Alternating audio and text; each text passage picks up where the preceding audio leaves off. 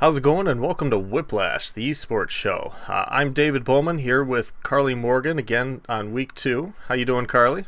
Doing very well. How are you, David? I'm very well as well. That didn't sound right, but anyway. So today we're going to be following up on last week's video where we talked about the WESA, the World Esports Association, and kind of dive into that a little bit more. And Carleigh, you wanted to talk about something specific to kind of kick us off. What is that? Well, briefly, I just wanted to rehash some of the main points of criticism based on the hard evidence that we do have available to look at in terms of WESA or WESA's organizational structure and their mission statement. So just to give everyone watching a brief recap, it seems like some of the major points of contention here that is driving a lot of the suspicion and fueling a lot of the negative feedback towards the announcement of WESA's formation are three main things. Firstly, it's the terms of the exclusivity agreement that WESA will have with teams. The terms and conditions of that agreement have not been published, so there's a lack of transparency there, and the lack of clarity, I think, is driving a lot of doubt about how that's going to look over the next few months or over the next few years. The second point I just wanted to bring up was there seems to be a real concern from the esports community about too much stakeholder interest in WESA. At the executive level, it doesn't look like it really is centrally concerned with prioritizing player rights, representing player needs, and establishing itself as the sort of players' council that seems to be an ancillary focus and quite literally is structurally off to the side if you look at the organizational structure that they published on their Twitter account. And I think that is another really significant point that's driving a lot of criticisms of WESA as a federation. The fact that it seems to be primarily profit motivated, acting as a chamber of commerce of sorts, as opposed to a regulatory watchdog agency or the sort of players group that we would need to standardize player treatment and player compensation. And I think the final point is very related to that, which is that ESL, the founding organization, seems to have quite a disproportionate hold on the executive structure, and because of that, was going to have quite a bit of influence on WESA. So quite a few people have expressed concern already, a concern that I think is in part legitimate, but we should wait to really dig in our heels to some of the negative feedback just yet.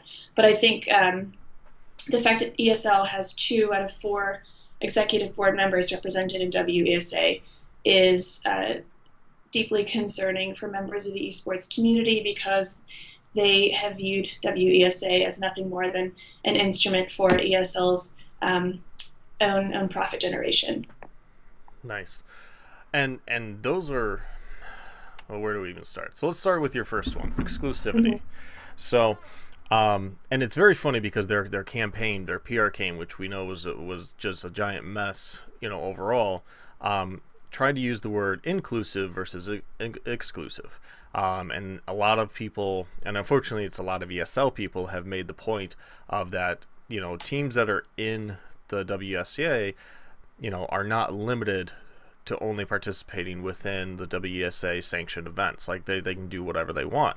But a kind of a counterpoint that I thought was interesting, that what's his name? Mike Rufail said in the Thorin video where he met with Sir Scoots and Bryce Blum and all that stuff. Just for those of you watching, Mike Rufail is the team manager of Team Envious, who is one of the founding organizations of WESA. Right. So good point.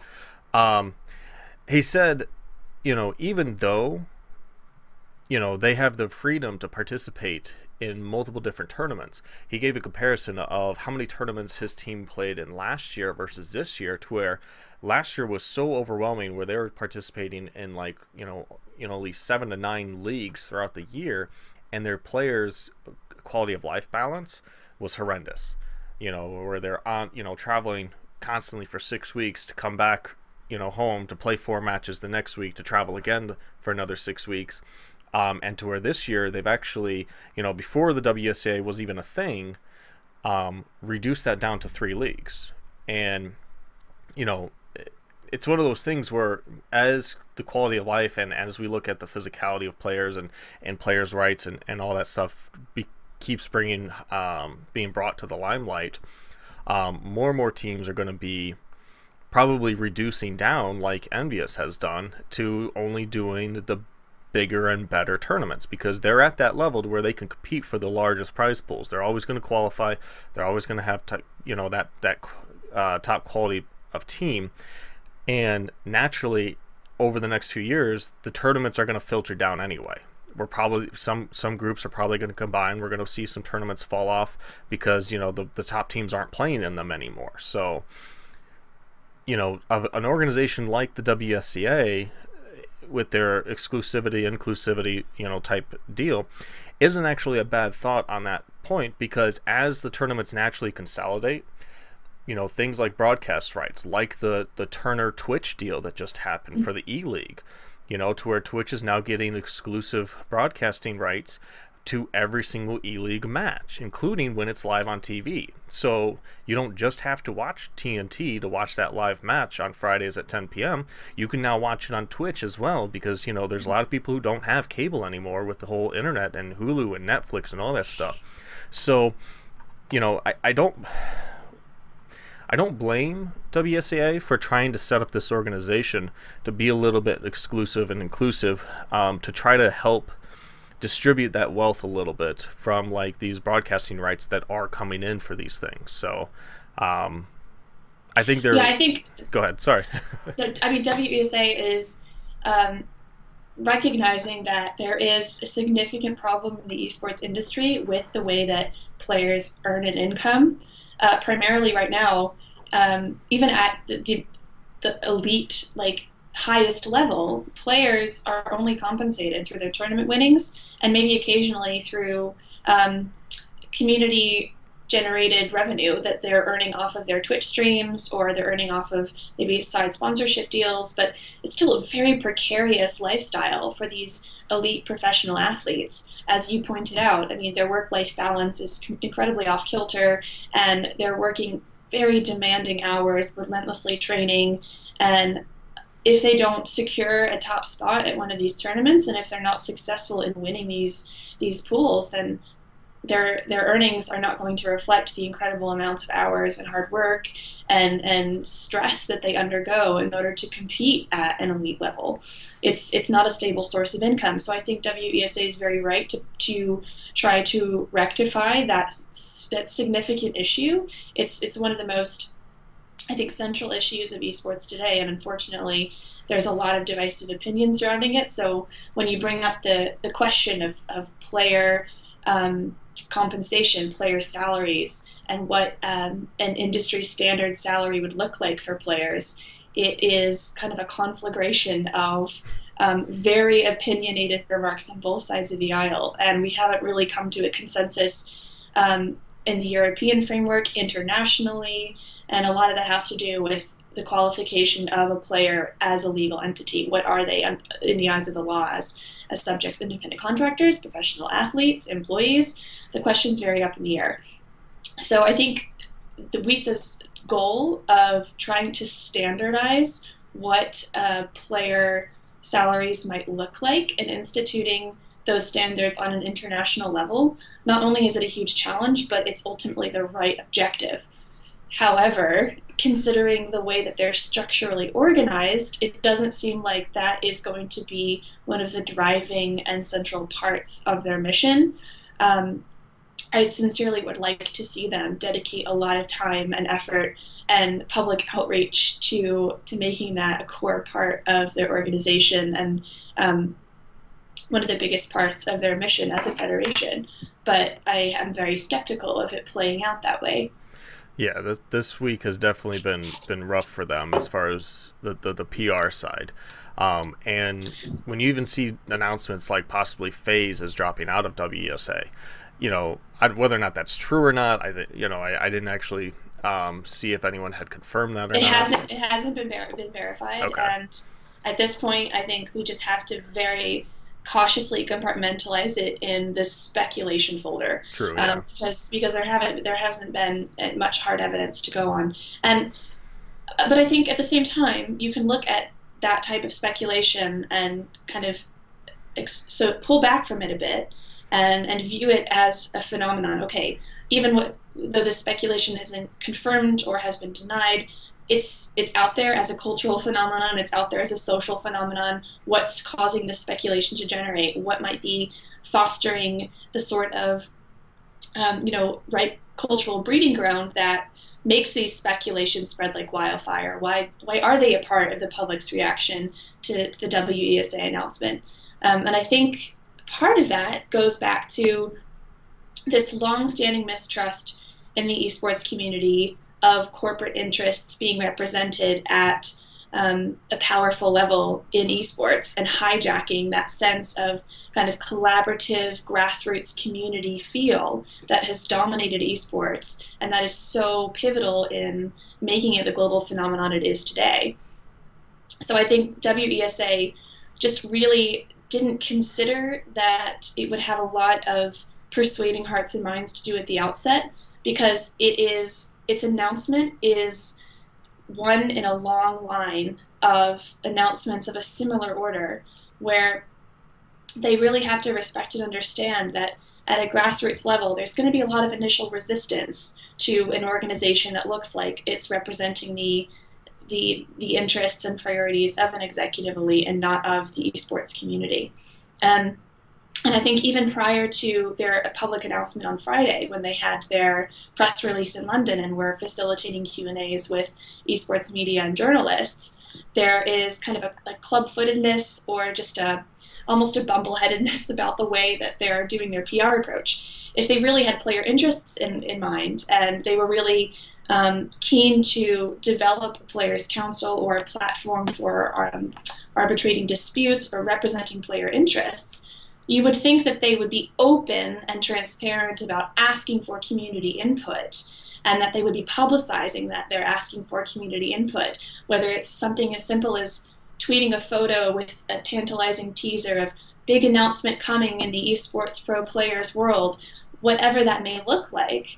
I think the fact that the announcement happened so suddenly and sent shockwaves through the industry is a real indication that, they were trying to keep things under wraps. And considering the esports community's positioning on corporate interests, seemingly intervening or interposing in the esports market for strictly capital gain, that's the way it's perceived, then the lack of kind of open-ended discussion about the development of WESA raises suspicions from the beginning of their PR campaign that only get fueled through the rumor mill and only get fueled through their kind of inability to tactfully navigate something like a Reddit AMA, for example.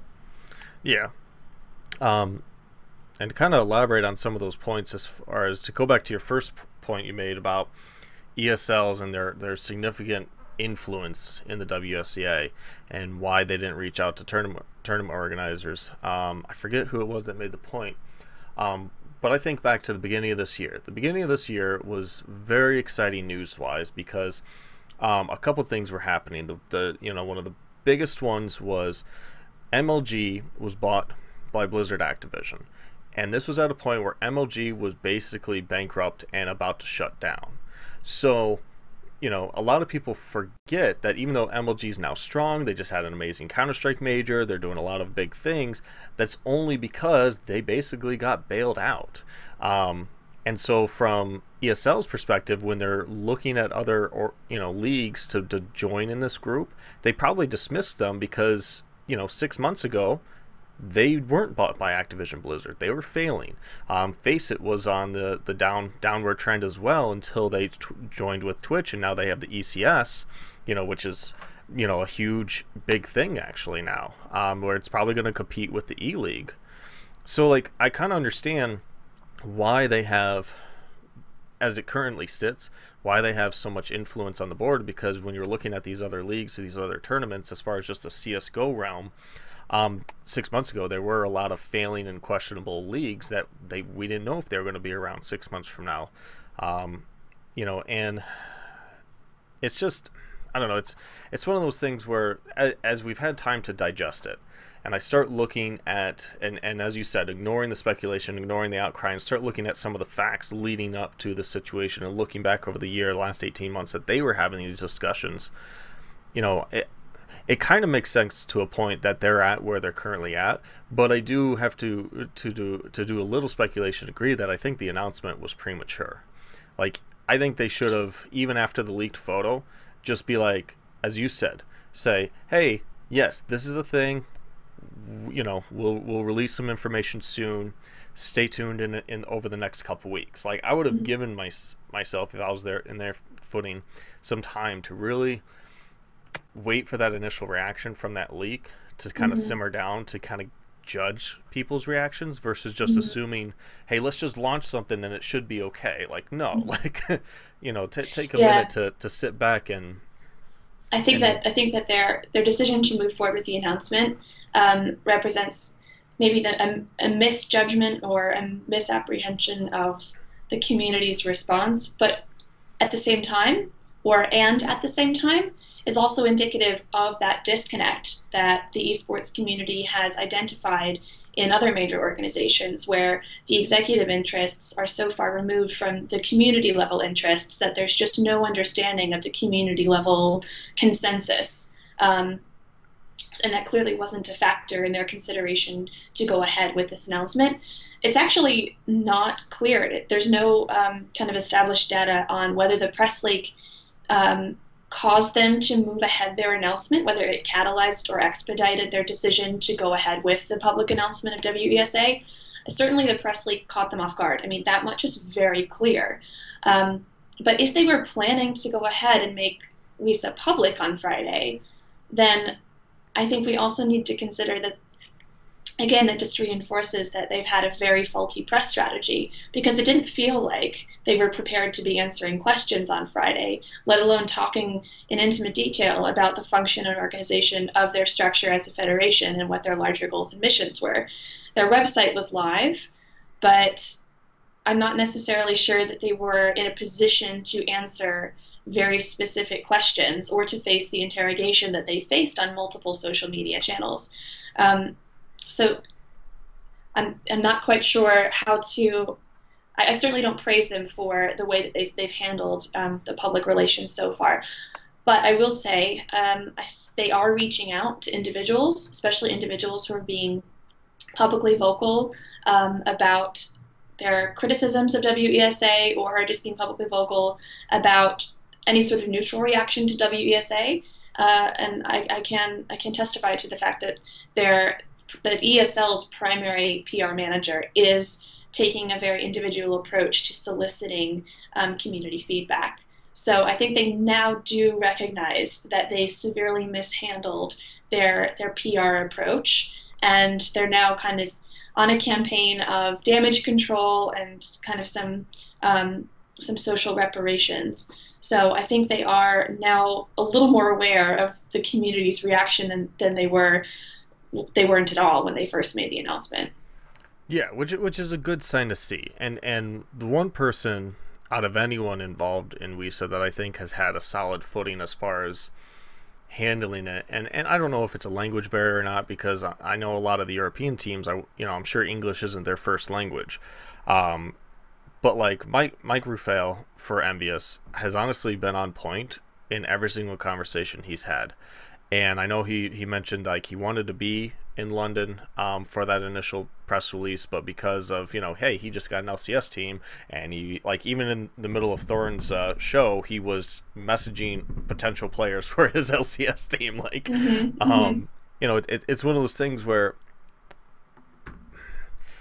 is it I think it just came down to, as you pointed out, is these people just it feels like they had the best intentions with this organization. They do want to move forward in a positive light, and then they just fumbled their words like horribly in multiple different avenues and got ripped apart by people who, I think back to the GameSpot article. You had GameSpot's out of the UK, right? So you had someone with English as their first language speaking with people who English is not their first language, and basically grilling them and tearing every single word apart that they say, that's got to be challenging, in my opinion, to be able to come back from that. And I almost, would think, maybe they shouldn't have done some of those interviews after the initial reaction from the public and everything like that. What I know why they did them, because they were trying to resolve it and fix it, and to try to fix the initial reaction, but it just kind of exploded in their face a little bit. So on the subject of language, I mean, I think with a lot of European teams, English is the dominant language. It is lingua franca for player communication and for and within team organizations. But I just wanted to point out that there's been some criticism coming from the business side. I think people have looked at the business registry that WESA is filed under. And it fuels into this mistrust and this lack of transparency, because I think the business is registered is it in Sweden? Switzerland, I think. Okay, Actually. so it's in Switzerland, and it's listed in German though. So I think there've been a couple of members of the esports community and a few individuals on Reddit who've really skewered WESA for doing it this way, because they see it as kind of another layer of intrigue and obfuscation, and this lack of clarity and this lack of transparency, again, is the buzzword coming through.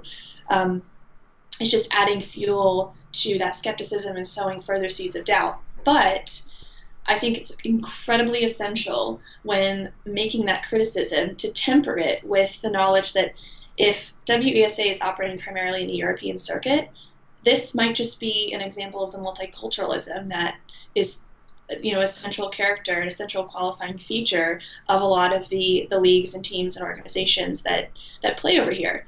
I mean, ESL's headquartered in London, but if I had to pay a tax on a new organization that was also going to be headquartered in London, it would be absolutely punitive. I mean, the fees would be ludicrous. So if there's a way to kind of corral your business into another area of Europe, ESL has an office in Germany. So I am sure that the consideration here was financial and practical. So if they were thinking along the lines of what's going to be the most convenient and financially sustainable in the long term, then I don't think we should fault them for having a business registered in Switzerland that's listed in German. I think it's more innocent than most people might be inclined to think. Yeah.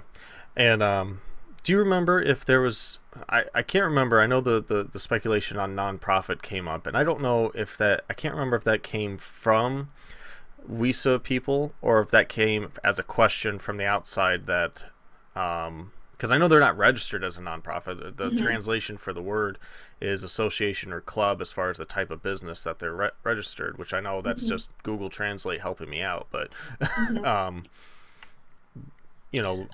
were they intending to, do you know if they were intending to be a nonprofit, or was that never on the table?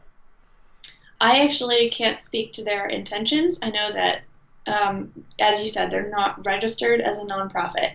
And it looks like from the photos that they've tweeted of their organizational structure and of their executive composition, that the nonprofit element isn't really part of how they're planning to function.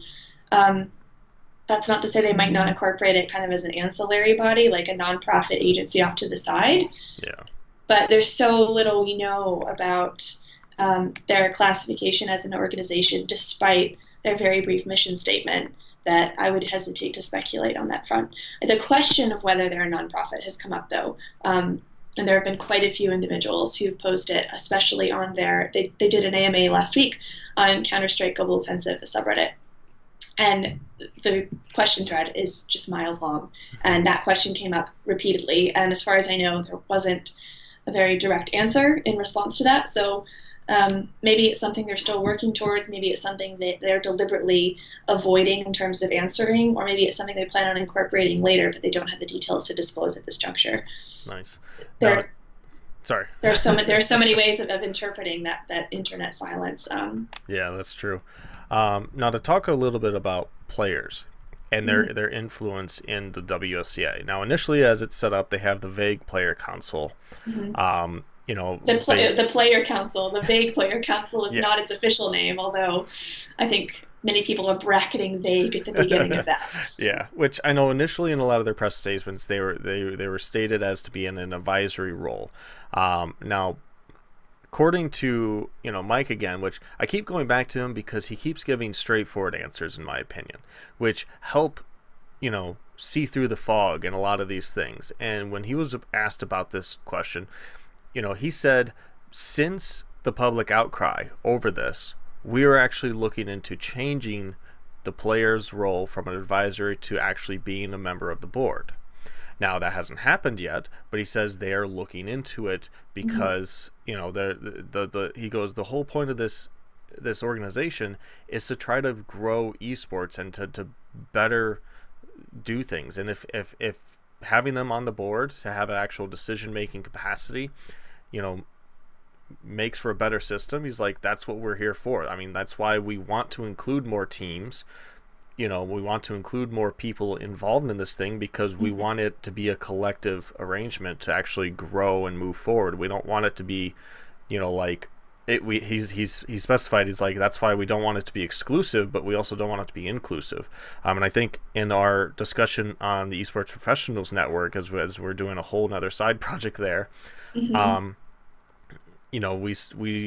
started speculating on different formats and everything like that. And I think they made a good point, Mike did at least, as far as where do you draw the line for your level of entry. Like, I could go out and say, hey, because I play ranked CSGO occasionally on the side, I must be a pro player. Do I get entry into the do I have does my voice count as far as a pro player? And obviously, it's a ridiculous statement for me to make because there's so much evidence that's saying, the one time I play every 2 weeks, it probably doesn't count. But where does someone who participates in the ESEA Pro League, and they don't win anything, but they participated, they qualified for the Premier League, and do they get a voice even though they haven't made any money, they don't have any sponsors, they're not a part of a team, we're a group of 5 friends that happen to do well in a lower tier tournament but didn't do well enough to even win $100. So that inclusivity point that he brought up, to where we can't just invite everyone and their brother into this group, we need to actually set some standards so that way when we have the discussion, there's actually a quality discussion to it for people that actually are movers and shakers in the scene. Yeah, I think there's a tendency to view inclusivity and exclusivity as two binarily opposed terms or concepts, and exclusivity takes a predominantly negative kind of patina in that sense. Yeah. But I think exclusivity is really essential here because, as you said, there needs to be a cap. There needs to be kind of an artificial cutoff and some standardizing criteria so that when you are admitting teams at a certain level, it's their interests that get represented in the decisions that are made at the executive level, and that they are the ones that have input. Otherwise, you're just diluting it, and it becomes a carnival of conflicting opinions that relate to people at all different levels of play. And then, as a standardizing body, WESA would be ceasing to function because it becomes, the umbrella becomes so wide, and the net that's cast becomes so wide that they're not able to issue standardizing regulations. They're not able to act as a players' council. They're not able to act to represent the needs of teams who've already made it to a certain level in competitive play. I think that's exactly right. And in terms of Mike Rufail's comments, I mean, we keep referencing this document where he's outlined, answers to some of the most pressing questions about his team's involvement in WESA, and it's justifying his reasoning for joining the organization and clarifying some answers to those pressing questions. And I think he's one of the only people that have done this. So it's really a key document in terms of understanding, the psychological mechanisms and some of the inner mental insights that these teams have when they determine, okay, yes, we will be accepting WESA's offer to affiliate. We are glad they approached us, and this is our justification for joining. And interestingly, the Players Council, there's a notification on WESA's website about it. It says if you scroll to the very bottom of their, I think it's the executive makeup, or maybe it's their landing page. I'm sorry, I don't have the URL in front of me, No, but it's all right. It's there's a .gg, right? Yeah. yeah, there's a quick one line that just says something to this effect. It says, and I quote, "Players Council will be announced in the next few weeks." So I hope that WESA is attuned to the sorts of discussions that we're having here on Whiplash and that are occurring kind of all around the internet, so that they can take some of these criticisms into their working model to improve the Players Council and to bring forward some new kind of modifications for what that might look like, so that when they do come out with an official announcement of the Players Council formation, it does accurately and legitimately represent the needs of the players. Yeah, and obviously we'll be touching base on this over the months to come because it's just, I mean, it's such a big move. And I'm going to reiterate the point that we made last week, and a lot of people have made, is we all want a WESA of WESCA. We all want an organization like that because we think it's needed, but we want it to be done right. What was it in the GameSpot article? They brought up the point of why they're comparing themselves to all the different, like, why are you comparing yourself to FIFA? Why are you comparing yourself to NHL? Why are you comparing yourself to NFL? Like, they all have varying degrees of inherent problems and injustices because, they started, a long time ago with these organizations. And, in today's age, when we're starting an organization like this, we should strive to be better. We shouldn't strive to emulate. We should strive to, now I'm forgetting a word, but basically to be better than the established organizations, because we should be able to learn from their mistakes and learn from their downfalls. I mean, that's very true, but I think there's a lot of transferable kind of organizational structures that we could take from traditional sports and apply with tweaks and modifications to esports. But I think in terms of their mentioning things like FIFA or the NHL, I think it's primarily coming from kind of a rhetorical perspective where they need to be able to identify some touchstones that people are already familiar with in order to draw comparisons and illustrate with examples previous organizations that are already out there, that are already successful, that are so well known that they exist across all different, sectors and disciplines that your random Joe on the street would recognize. So I think that language of the comparisons being drawn to FIFA, which I criticized in our previous video and have written about as well, or the comparisons to operating something like the NHL or the NFL, I think is more to kind of establish maybe an analogy, even if it's a slightly inappropriate analogy and doesn't quite work. It's really to draw people's attention to the fact that, there are these other organizations out there that you're already familiar with, and we're trying to be that for esports. We're not trying to be them in esports. We're not trying to emulate them to the letter, but that's the kind of generic conceptual sense of what WESA is trying to achieve.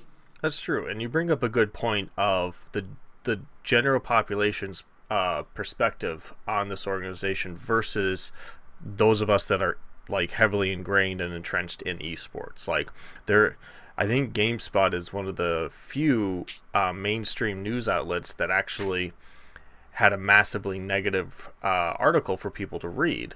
Like, other than obviously every single internal esports news agency has been slamming WESA and all this stuff, but like, it is a good point of that public impression for the general populace that the people were trying to gain as an audience down the road. I mean, it is good to make that comparison to try to at least draw people in going, oh, well, maybe we need to pay attention a little bit more to them, because if they're going to be, helping. Okay, and we're back recording now, so I'll just have to edit it all together. That's fine. But to pick up where I left off, that public image for the population that is seeing these news articles in the New York Times and the LA Times and with the BBC and all this stuff, and going, or ESPN. Yeah, all these things where it's like, why does ESPN have an esports tab? What the heck is esports? Like, and they click on these things and they're like, These young whippersnappers and their competitive video games. What are the kids into these days? exactly, and their techno music and all that. But anyway, that is a good point that you brought up as far as making those correlations between established things that people recognize, as you said, on the streets, and stuff that's in esports. So, like it's funny because like as I think I mentioned earlier, as we've had time to digest a lot of the limited information that we have, and to digest the speculation and the opinions of a lot of people in the scene, I'm actually going back to my initial, like I mentioned last week, my brother sent me a message about like on Yahoo News link for the announcement of WESA. And my initial reaction was, no, this isn't a good thing. And I think I've said it, it's being ran by fucktards. But it's one of those things that... Now is the opportunity to retract your statement. Right. Like my initial reaction was that because of just all the bad things that we were reading about it. But like, if I take a step back and think about it, like, these people are trying to do a good thing. These people are trying to create that sustained revenue streams, not just for their organizations, but for their players as well. The point that Mike brought up about, his players being overwhelmed, like, and I think also to my conversation I had the other night with Kyle from Team Complexity's Dota team, he's the captain, he made the point of, you don't see any Dota players stream, and the reason for that is because they are all so focused on playing to their highest capacity, so that way they can go and win millions of dollars. Like, and that's just from the prize pool, but like, but also Dota has such a ridiculous amount of money in it in the prize pool level, and such a lack of organized structure from an organization side, where it's just the players playing, and there's positives and downsides to that. But like, I get that people in CSGO and WSEA want to provide the opportunity that the people in Dota have, to where they have 100% focus on winning. They don't have to worry as much about, hey, I have to stream for 6 hours 5 days a week in order to just pay rent. Like little things like that those players at the top level of the Dota scene aren't worrying about, because they can just win and have a sustainable They're not precariously income. living from, paycheck to paycheck, or tournament winning to tournament winning, being strung along on an exceptionally limited budget because of the instability of what it's like to be a professional player and not knowing where you're going to reap your financial benefits from. Yeah. So like, I get why WSA is doing that, because they do want their players spending, if they have to spend 12 hours a day focusing on something, let it be about winning. Let it be about why they're in that position of being a pro player, of being at the top of their game. Of performing to the highest capacity of their job as a professional athlete. It's not just to win. I mean, that's the larger goal. But if they're playing full time, if they're professional athletes, and if they're competing in international tournaments for these prize pools, that's their occupation. That is their primary mode of income. That's their responsibility to fulfill to the highest degree of their profession. So it's not just a matter of playing to play. This is the commodification of work, and the gamification of the gamification of work to some degree. This is their job. Even if they're not classed as employees, they should be able to focus solely on performing to their highest ability. Yeah. All right. So now I'm forgetting because I had to close everything. Oh. You brought up another point in your list of like your 4 main points you wanted to talk about, and we kind of touched base on players a little bit. What was the next one you brought up? I think I wanted to address the discrepancy between WESA's ostensible mission, so the announcement of their actual purpose, versus maybe what they're really set up to do, in terms of player representation, player rights, and that the body of the Players' Council that they've mentioned will be a central part of their structure. Namely, I think the point I wanted to illustrate here, or maybe really emphasize, is that we in esports, the esports industry really needs something like a chamber of commerce to do exactly what we've been talking about, to standardize, player salaries, to talk about what players are as legal entities, to ensure that players aren't scrambling to make ends meet so they can focus solely on becoming the best competitive players possible. But at the same time, WESA is also kind of trying to straddle this line between being like an ethical watchdog agency or a regulatory committee. And I think that there's a real problem there because esports needs a chamber of commerce. Esports needs an international regulatory body or an international federation that's going to keep ethics and regulation at the heart of its mission, and that's going to be very, player driven and have a lot of player input. But I think with WESA, there's this really alarming kind of incestuous intermingling of the ethics and regulation sphere and the financial sphere, the profit motive sphere. And I think financial interests and ethical ones need to be separate. So if you assimilate finance into a regulatory committee, you're really in danger of monetizing moral values and shaping the esports industry in a way that at the corporate level best suits your bank account and not your conscience. Yeah. And that is a good point. And I know, and you have to wonder, like, literally the group publicly is what, a week and a half old now, or a week old. And with the limited amount of people that are actually involved on their end, like they have 8 team owners, they have the players on those teams, and they have obviously ESL, but yeah, 4 executive board members, and then they have, of course, they have a legal team who's helping draft all of the infinitely complex legal language that accompanies the foundation of a group like this, and external auditors, but those haven't been publicly disclosed.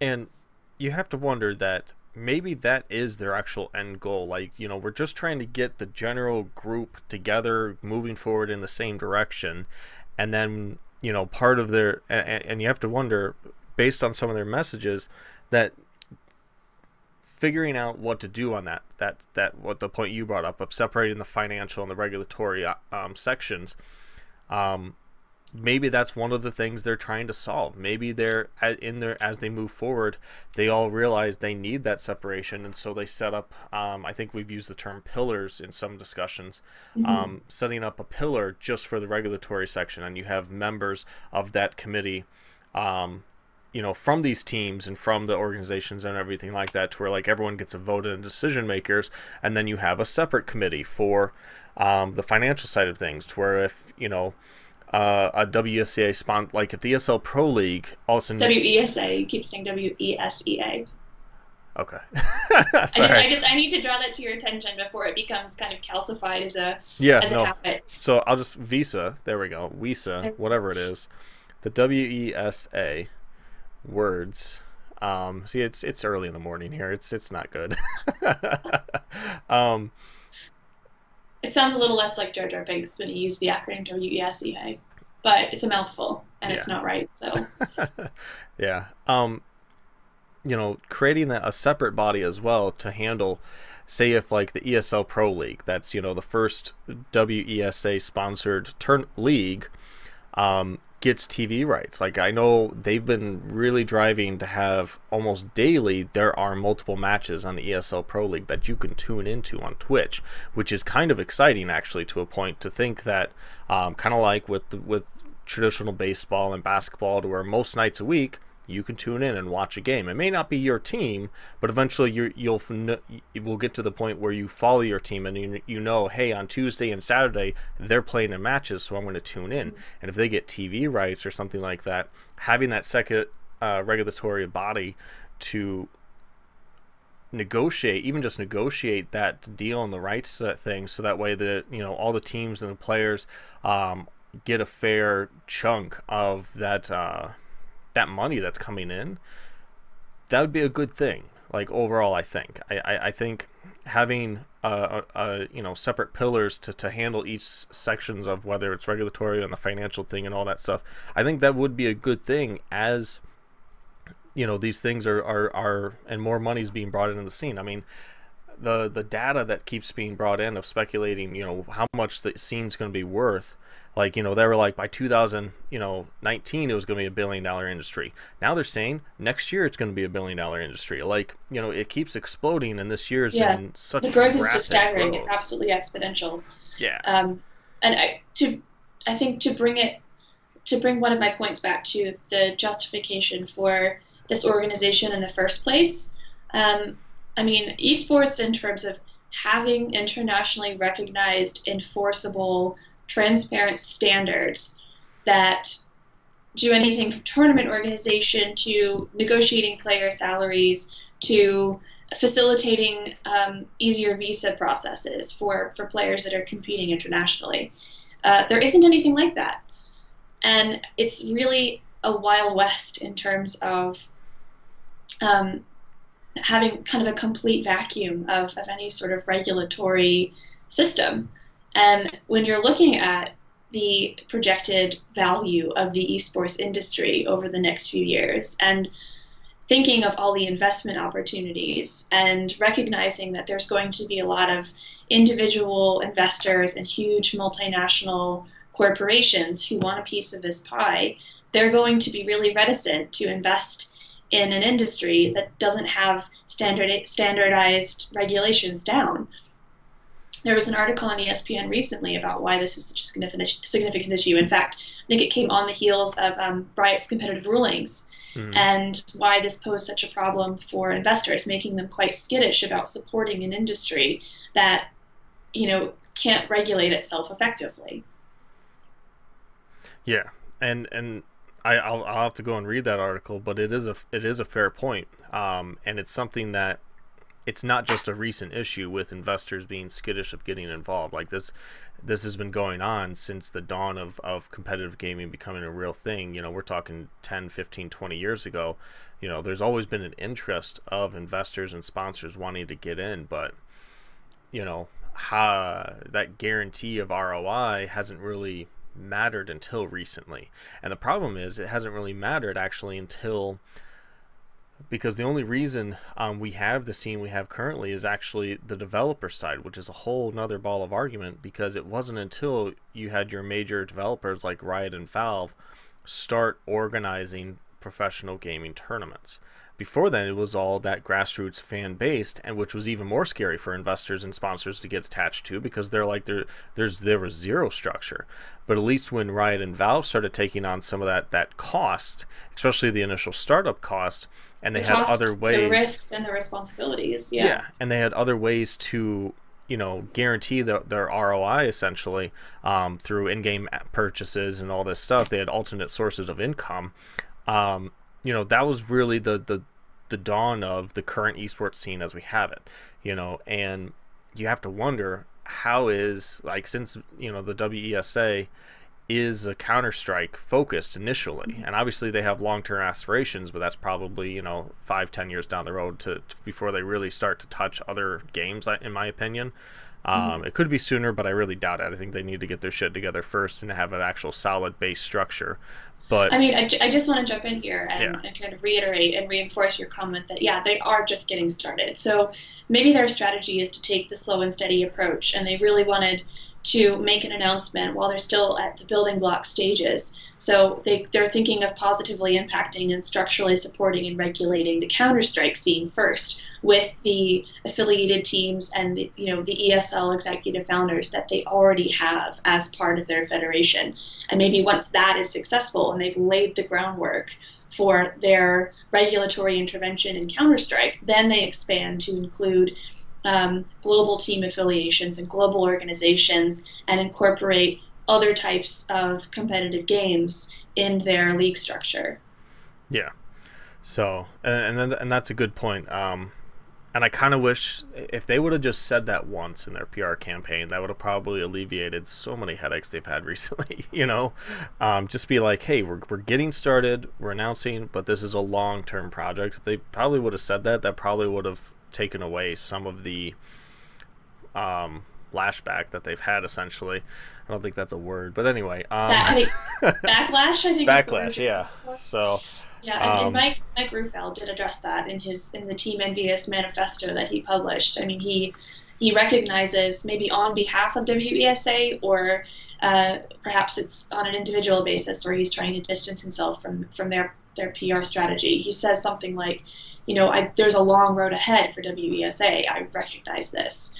And they retweeted that manifesto. So I think in some part they're sort of implicitly stating that they're in agreement with his perspective. Like, his position is something that they want to reinforce, uphold, and publicize on their Twitter account. And on that note, that is the last thing that they've tweeted. So I think once they were aware of this upswelling of kind of initial reactionary skepticism and the negative responses that the mishandling of their interviews produced, and the initial announcement of their conception as a federation produced, they've taken a very kind of backseat approach to PR this week. They've been really silent. And I don't know what it looks like behind the scenes, but I would hazard a guess that they're kind of scrambling to put together a new positioning strategy, and they're reaching out to individuals on a one-on-one basis to incorporate feedback from the community at a ground level to try to mitigate a lot of the negativity that they've been hearing from the community. Yeah, and I think it's not a bad strategy at this point, because at this point actions and deeds are going to speak louder than words. So I don't blame them for their last tweet being the Mike Ruffell manifesto. I think that's a smart strategy for anyone who's looking into this situation and wants to follow them and stuff. Sorry, I feel like a sneeze is coming on, but basically, the next thing they need to do has to be like, a good example would be like, hey, in 3 weeks we're going to announce our bylaws, and that would be a great step to move forward, versus stop the interviews unless like you're Mike, because apparently Mike's on point. So Mike's stealing it out there.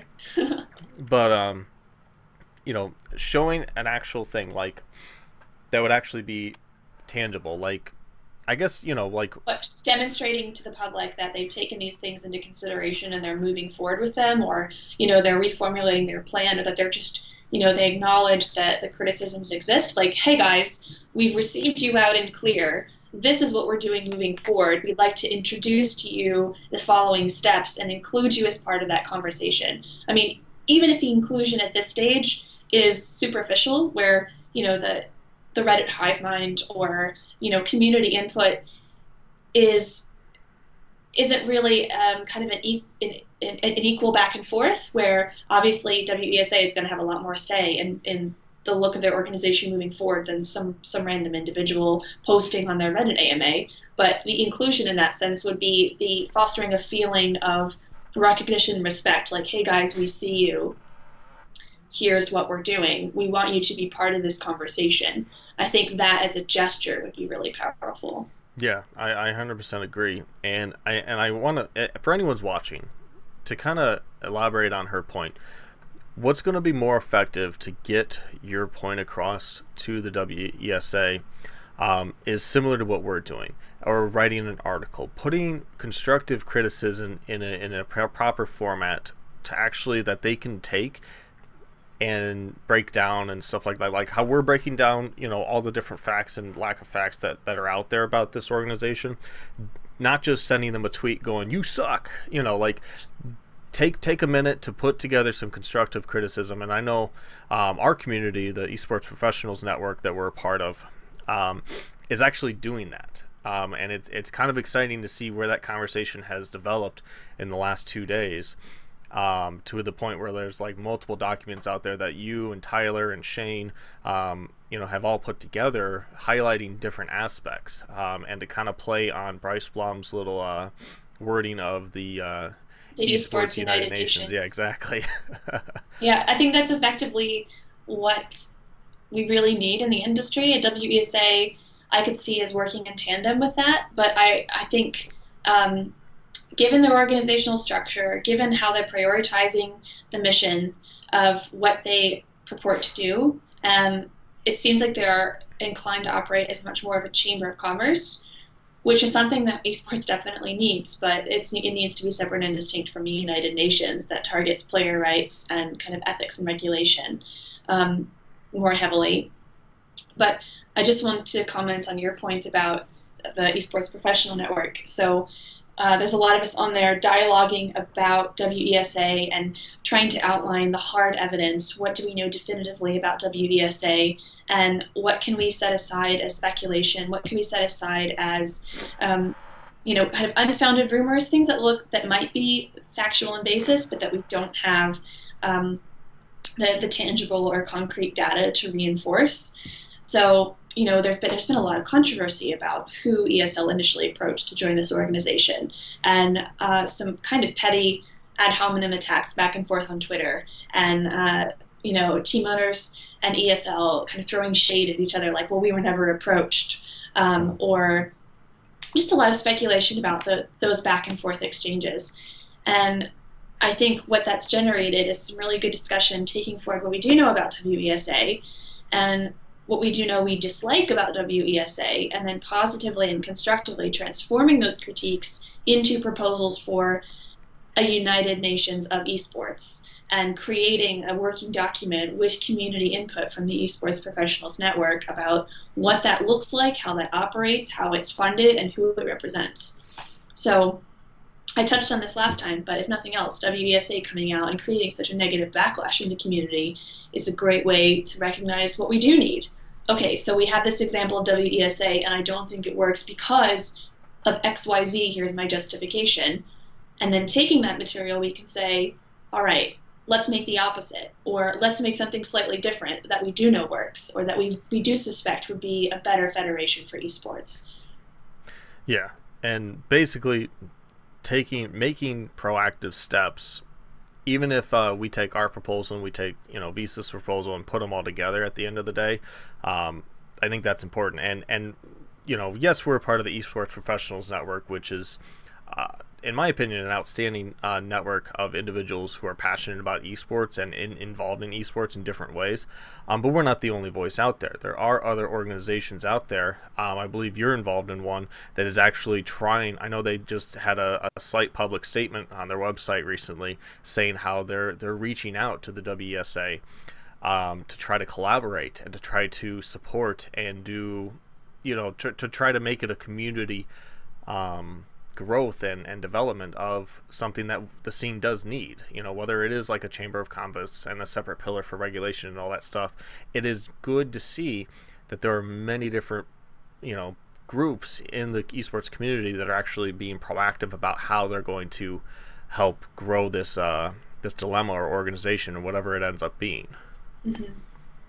I completely agree, and I think that as Mike pointed out, again, there's been kind of a lot of the negative reactions against WESA have been coming from a place of, I think, well-intentioned feedback where people recognize that there's a need for a players' union, but WESA publicly admits that it's not attempting to structure itself as a players' union, and to be frank, nor should it, because the players' unions that esports potentially could see in the next 25 years or so are a completely different challenge, involving a whole different host of limiting factors and obstacles to overcome. And the way that WESA is structured, it just can't operate as a players' union. So I'm not quite sure where I was going with that point, but that's okay. We don't need points. No. Yeah, now I kind of want to transition because I pulled up on my phone since my computer is not liking having multiple applications open and recording. Mm-hmm. I'm looking at Tyler's little document that he's created. The WESA that the WESA that could have been, or the WESA that could be still. Yes, all Jar Jar Binks jokes aside. So, where is it? He brings up the point of organizational structure. Words aren't working for me today. And we talked a little bit about pillars. Mm-hmm. And he breaks down, and this is his article he's put together for you out there and the viewers of a collaborative effort within the Esports Professionals Network. Mm-hmm. And there's I think your document as well, that you're posing a lot of questions and keeping track of like the general points, and then Shane's apparently creating some sort of bylaw document as an example. We haven't seen that one yet.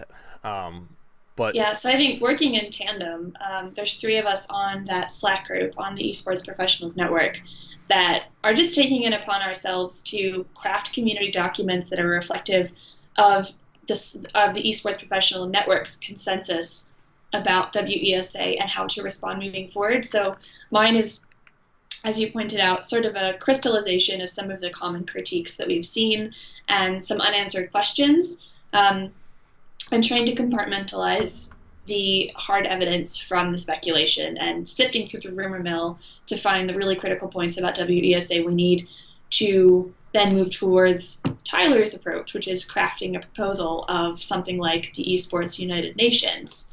And then Shane's coming in to sort of flesh out from an organizational and legal and rhetorical perspective what bylaws might look like that would facilitate the creation of that Esports United Nations. yeah, So they're all working collaboratively. yeah. And for those of you who wanted to reach out to Tyler and Shane, Tyler is, I can't remember his position now, but Tyler Schroet, he's in charge of Electronic Gaming's Federation, which is an organization that reaches out to grow the collegiate scene of competitive gaming, and is one of the administrators of the Sports Professionals Network. I think it's at T Schroet. I'll put a link in the description. And then Shane, if you've been following any of my video series, he was actually on my esports meditation series. He's one of the executives of the Planetside Battles organization group. You can find him at Mr. Lanzer, Lanzer. So reach out to them if you're curious on joining the conversation for this and all. But it is interesting to see what you're all putting together, and I keep saying you all because like I know I am reading the conversation, but like my input so far has been minimal, mainly just because you guys are having these conversations when I'm at my day job. So, but no less useful to have an occasional jibe now and then. yeah.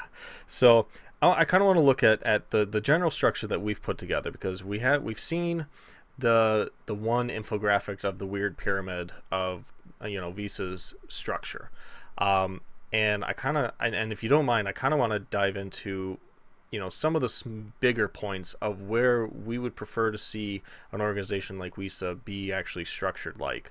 I don't think that came out right, but like in our example that we've kind of created right now, you have the whole organization, whether it's the Esports UN or the WESA. And as far as members are concerned, you have three main pillars. You obviously have players, you have teams, and then you have leagues. Because, and there may be a fourth with developers, depending on how hands-on they want to get. Valve is typically fairly hands-off on a lot of things, so I don't think they're going to get involved other than giving it their stamp of approval of just saying, yeah, do whatever you want. But because that's pretty much Valve's. That was actually another question I had about Valve sanctioning WESA, especially since it's working in the Counter-Strike circuit. And Valve being the developer of that game, seems telling that they're not mentioned at all in the founding documents, and that there isn't any indication that ESL has plans to reach out to them. But that's a tangential point, so yeah. We'll keep that kind of over to the side, and we can return to discussing the structure of maybe an EUN versus WESA. Remember, we'll talk about it after this point, because I do think it's an interesting discussion, at least as far as Valve's involvement in a lot of things. But so you have your three main pillars: players, teams, leagues, and then from that community, underneath the whole umbrella, you create three branches or three committees or whatever. And we kind of you have the executive board that kind of essentially is the one that puts things to a vote. And these are going to be members of all three of the groups who, are generally, they're going to help be like the main voice of the organization. Right. It seems to me that they're elected as representatives speaking on behalf of a larger number of their respective committees, whether it's the players or the leagues or the teams. And they comprise the executive board, and they're in charge of steering the organization, structuring policy, and drafting new announcements or drafting the way that the organization is going to be guided. Yeah, and they're going to have the general vote, especially on the regulatory side of things, because they're going to be the main voice of it. Now, another branch we've speculated on it having is obviously, and we've talked about it, is the financial side of things, is having a financial committee that's going to put together, using the regulation as that they've developed as a foundation, how they're going to handle like TV deals, how they're going to handle broadcasting rights, how they're going to handle sponsorships. I think there was speculation about whether or not, there's been lots of things in the news recently about YouPorn and them sponsoring competitive gaming. I mean, another one of the fighting games just banned the sponsor of YouPorn from representing two players. The players are still allowed to play in the tournament, which they made sure they made that clarification, which I think was good of them. But whether or not there's going to be a blacklist based on whatever moral regulations you want to put on there of organizations, the big question, another question, to go down from pornography would be like alcohol. Different countries have different age limits. I mean, some as low as 16, and in America it's 21. The absurdly high 21, yeah. Yeah. So, but it is a valid point to where, since a lot of the main games in the esports scene, currently as it sits, are American based, how do you handle having like Budweiser? How do you handle having, say if Smirnoff vodka or Grey Goose wants to get involved as a sponsor, how do you handle that when even some of your players can't technically drink the product that they're being sponsored by? Or even when some of your players technically aren't at a legal age where they're recognized as adults under the eyes of the law. Yeah. When you have 17-year-old competitive players who are doing this as their full-time profession, but they're playing in a North American circuit. What do you do with that? Yeah, and just a side point that I saw on Twitter this morning, actually, like that, of age being an issue, that this, something that this type of organization, whether it's the executive board or the financial committee or anything, that they're going to have to create some sort of ruling on, or some sort of rule on, is age, because there's a Hearthstone player right now who is in the top 10. He's 15, and the only reason I thought of it is because he actually didn't go to it. He bowed out of a tournament today because his sister's graduating. And he goes, there's certain things that there's going to be hundreds of more tournaments I can play in, but my sister's graduated once, which was cool to see. He had priorities like that, because then he also but I mean, I commend him for making that decision. It seems like a really responsible and good one. But when you think of maybe how there's a lack of regulation regarding underage players and how some of the conflicts that arise might be a little more insidious, like determining the number of hours per week it's safe and healthy to practice. You would need parental consent to sign off after, playing 14 hours a day. How do you navigate that territory when A, there aren't North American regulations that dictate what that ought to look like, and B, there isn't an international regulatory esports body to go to in light of not having laws crafted to address those on a governmental level? And the only thing close to that in traditional sports is the Olympic Committee, but they don't, they have 14-year-olds and 15-year-olds, or what is the age for the Olympics? Because I know it's teenagers compete. Like in the gymnastics, it's always a big deal because there's always wild speculation about the actual age of certain athletes who are competing in the Olympics. But they do allow teenagers. They do allow people who are at least 16. I don't know what the actual age limit is. I think it's younger. Is it 14? Because might be. Yeah, and obviously there are rules and regulations around that, but at the same time, how do we apply that in esports? Because it's not like gymnastics, or it's completely different than gymnastics and a lot of other traditional sports, because there's similarities, but yeah, that's a side point. But back to the point of having these different committees to create these regulations, age is going to be a huge thing. Sponsors for the financial committee, whether or not there's going to be a blacklist essentially of sponsors that aren't allowed to be affiliated with any of the teams and stuff like that. Or conversely, team owners who are notorious for falling through on their contractual obligations or failing to pay players, thinking of individuals whose maybe negative reputations precede them, or who have been a little bit unnerving to the community. People like Chris Badawi, who was one of the people mentioned in Riot's competitive ruling regulations recently, with the Team Renegades controversy. So if there's going to be a blacklist, or at least a list of team owners who need a second investigation or have to go through an additional layer of vetting procedures before they're allowed to go through something like, buying out another team. Yeah, which is it's all interesting because you brought up the question, why are there only 8 teams involved? Why is only ESL involved with the WSCA?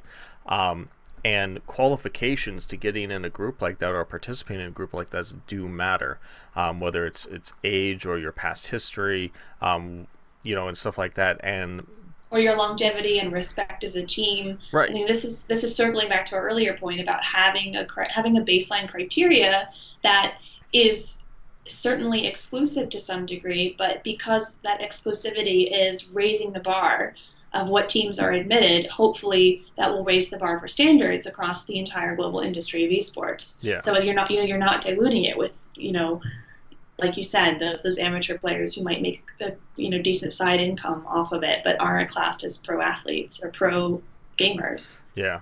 And I'm kind of excited that WSCA is actually considering giving players an actual vote on the board, because they mentioned in one of their statements that they do want to get better standardized contracts to help players thrive, essentially. And there's been lots of talks about player unions and all this stuff, and obviously nothing's actually happened because there's lots of barriers to getting a player union started. But this would be almost a way, by giving the players a vote on a board like this, a way to create a mini players union that could actually then help facilitate player contracts a little bit better, I think. I think in terms of it being a union as it's defined as a legal collective, like a group of people with collective bargaining power and leverage and influence that are all part of it, that have union cards that are part of this established membership of a union. It's a different thing, but with respect to giving players the ability to craft policy at an international level that's reinforced through the power, leverage, and influence that an organization like WESA could implement in the industry, that's a very positive thing. Giving players the ability to determine what they want their career trajectories to look like, what they think would be, a fair level of industry standard pay, of giving them a voice in crafting best practices for tournaments or for team structures or, for things that directly relate to their well-being, given that this industry, one of the backbones of this industry is dependent on actually having professional players. I think that's really important. Yeah, no, definitely. Sorry, I have like 4 different thoughts going on, but yeah, that's true. At the end of the day, players are what drive the scene. That's what teams and spectators are actually turning in to watch, is the players competing at the highest level. So, and I think we got completely off topic again, but it's okay. That's the whole point of this Yeah, right. this forum is not Undrafted conversation. But yeah, just not. I mean, as it stands right now, there isn't a collectivized platform for players to congregate in across gaming types, across sponsors, across their individual teams, to talk about what they would like the industry in a more general way to look like. There isn't a channel for them to do that in, and I'm sure that it's one of the reasons that you see a lot of players at the professional level rage quitting in esports, or there isn't really, there's no arbitration committee for them to raise disputes in. There's no career counseling that might allow players to consider what other routes they could explore when they're at a retiring age, or they face crippling injury and they can't continue to compete at the professional level. There isn't a body of educational resources for players to go to understand how to approach contract negotiation and how to read a legal document. So I think those are some of the things that we could see in terms of a players council providing those resources to players and being that conduit of communication that players need to assemble across all different types of competitive games, and talking to each other in order to facilitate some understanding of what those standards need to look like for everybody. Yeah. And to expand on your arbitration point a little bit, this is going to be something to where, as an organization like, the WESA, or whether they form into something more like the Esports UN, having that type of arbitration, is that only available to players within the organization, or is it going to be something that initially is open for players outside the organization to utilize? Is it going to be a service that they can go to and be like, hey, my team's not paying me my salary, they're taking the prize winnings even and not paying it out, like, is that something that's probably going to be needed, or is it going to be something where it's going to be a little more inclusive on that aspect? I mean, it's a difficult question to answer because you're effectively talking about making it a members only resource and monetizing the arbitration. So making a criteria for membership be you pay dues and you have access to something like an arbitration council where we'll try to settle team disputes as responsibly and as non kind of violently as we can, or maybe even something like a players council that uses legal intervention as a last resort to see if we can't mediate the conflict in a way that doesn't involve arbitration from the outset. Whether or not it's a good idea to make that exclusive depends on the model of the rest of the organization, and I think what the real mission is of something like an Esports United Nations, I could see it being like as part of a resource or an educational resource network, being open and available to all individual players who are facing, say, a hardship with their coach's coaching methodology, or a conflict of interest, or a contractual dispute about payment or late payment. But then maybe also having, if there are fines that teams have to pay, or there are, if someone disrespects sanctions that the EUN has put forth, and there is a fee to pay as a result of that, you collect that money and put it into a hardship fund. So when someone does have a problem with a contract and they can't pay a lawyer, and there's no one willing to do it pro bono, you tap into that hardship fund. You apply to the Esports United Nations to resolve your dispute and to intervene on your behalf, or to take your issue to the Players Council using the money from the hardship fund to kind of, contribute to those efforts. I'm not quite sure what it would look like. I'm really just brainstorming and spitballing as I am answering your question. And that's okay. It was a great answer. So, but I think having the finance committee separate from things like conflict mediation and dispute arbitration and players' rights is really essential, because you don't want capitalizing on conflict to be your primary means of income. Yeah. You want them to be very discrete parts of an organization. That's true. Because generally, you want everyone to agree to follow the rules, and obviously you don't want people breaking the rules to be the standard. You want, and that goes back to the point we've brought up a few times of making, the qualifications to membership, the qualifications to joining something like this, having a good track record, having a stability about your organization or about your team, and it's not just something to where, because I think Mike brought up a good point, if they're going to be negotiating TV rights or broadcasting rights and have a $50 million deal come through their hands and through their organization, and they let everyone and their brother have a chunk of that, there's going to be teams coming out of the woodworks who are like, yeah, we're a team. They join the group, take the money and run. And you don't want those types of teams a part of your organization. And unfortunately, in esports, we do have a lot of people who think esports is now a grab bag of money. Yeah, they're just gonna get in, make a crap ton of money, and get out and screw everyone along the way. Which ironically, I forget his name. That guy who bought up that one AIDS medicine and then tried to form two League of Legends teams that failed utterly. Oh yeah, didn't pay anyone. Let's not mention his name to give him any of the negative press, but he's been cited as having the most punchable face on the internet. Yeah, definitely.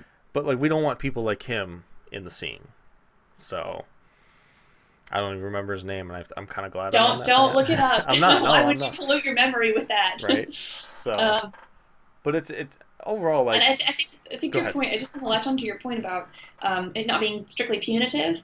I think something like the Esports United Nations needs to also offer like a positive incentive for joining, and not simply just act as the judge, jury, and executioner, where they're known as the bad guys that come at you if you break their sanctioning regulations or if you don't you don't uphold your end of a player contract. They shouldn't position themselves as the punisher.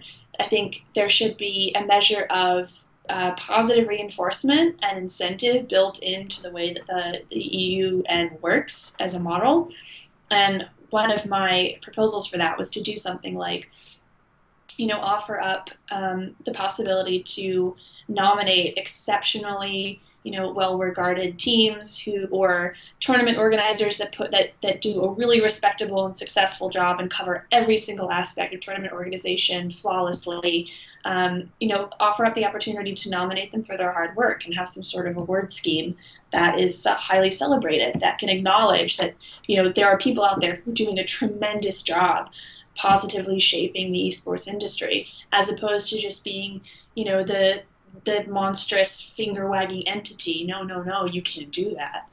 And actually, that's a really interesting point, because not just recognizing an organization for like their morals and ethics, but like you can expand that to awards, like like I think what was it? There was an article that came out of someone trying to get people to have like the esports awards, where they like it's Yeah, almost like like, any sort of industry award show. yeah, like most improved player or best top laner or best fragger, or like even just awarding the players and the organizations and stuff like that. Having a central body like this, you could set up an award show essentially as another incentive of saying, hey, if you win this award, which it's going to be a community voted award or award voted on by your peers within the organization, however they do it, but then all of a sudden, hey, if you get nominated as, best player of the year or something like that, all of a sudden, there's like a not just a trophy, but hey, we're going to give you 50 grand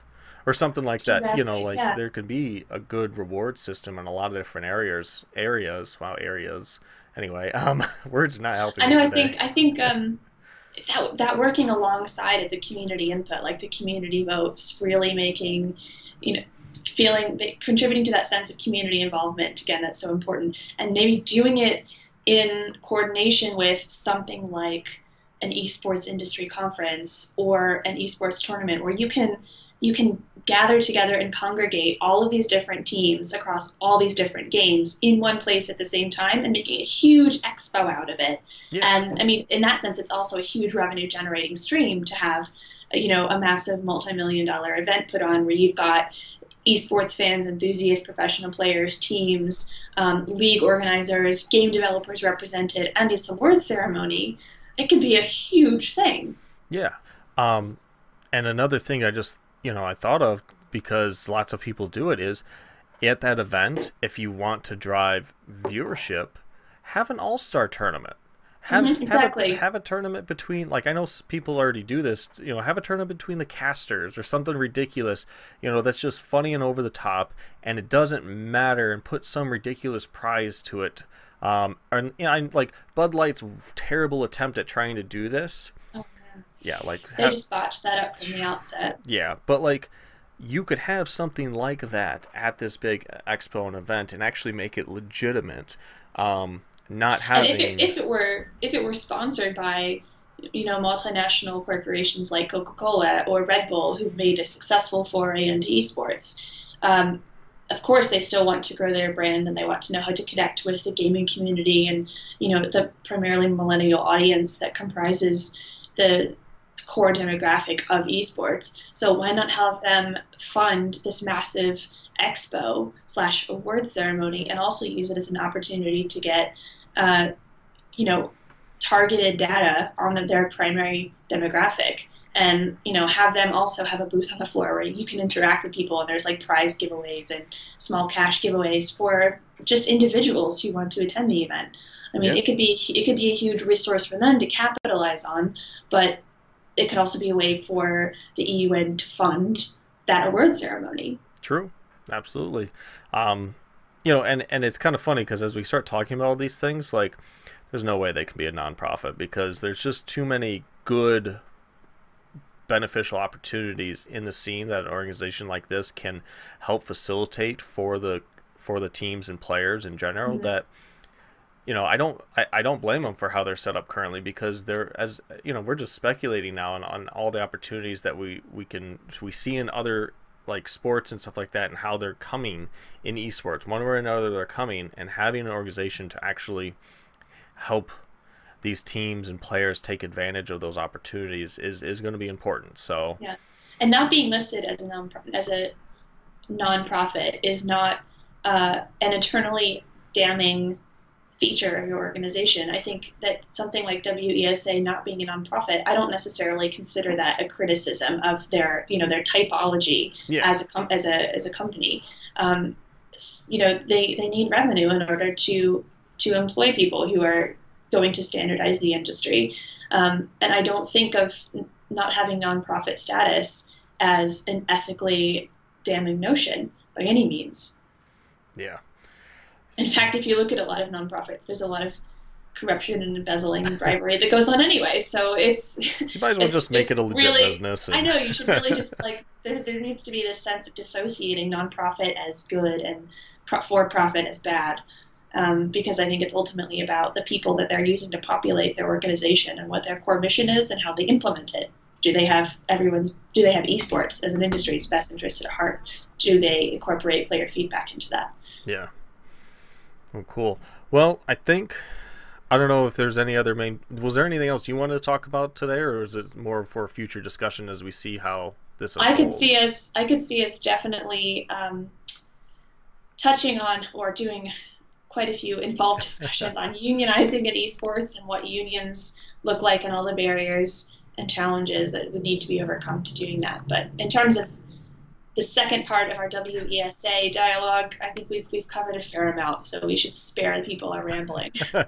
Yeah, because I mean, for how informative Thorin's video was, it was 3.5 hours. So yeah, I have my own comments and critiques of Thorin's word salad approach to conversation, but yeah, that's true. I mean, everyone has their faults. Like I can't speak apparently, so no, but it's all right.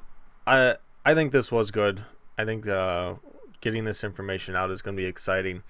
For those of you at home, thank you for tuning in for all this wonderful discussion that we've had, because Carleigh has a very brilliant mind and is way better at articulating her thoughts than I am. It's just the coffee speaking. I can't claim any of it. Yeah, see, and me, it's like I've not slept. So, but Tweedledee and Tweedledum, the two of us. There we go. So, wow, that made me think. Never mind. I'm going to get off on another tangent. So, okay. Thank you very much for everyone for tuning in. Like, share, and favorite this as you see fit. Check out all the links in the description to the Esports Professionals Network, to Carleigh's stuff, to my stuff. But other than that, you all have a wonderful day.